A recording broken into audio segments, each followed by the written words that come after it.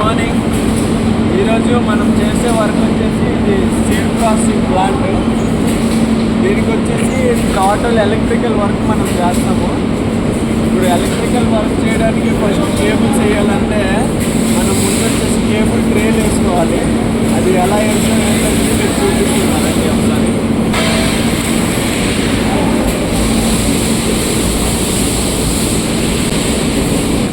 ఇది వచ్చేసి మెయిన్ మొత్తానికి కంట్రోల్ ప్యానెల్.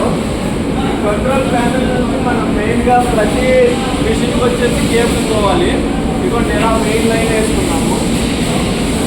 ఇలా వచ్చినాక ప్రతి మిషన్కి సెపరేట్గా ఒక 150 ట్రే వేసుకున్నాము.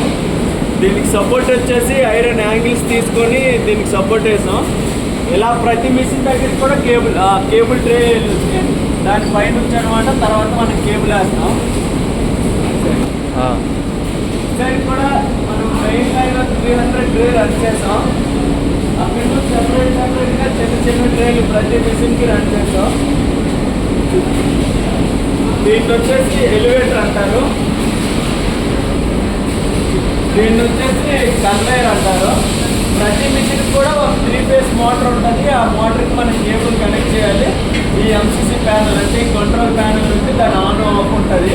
ఇది జరిగిందని నెక్స్ట్ వీడియోలో కలుసుకుందాం. ఈరోజు టాస్క్ అయితే ఇది. Boy friends.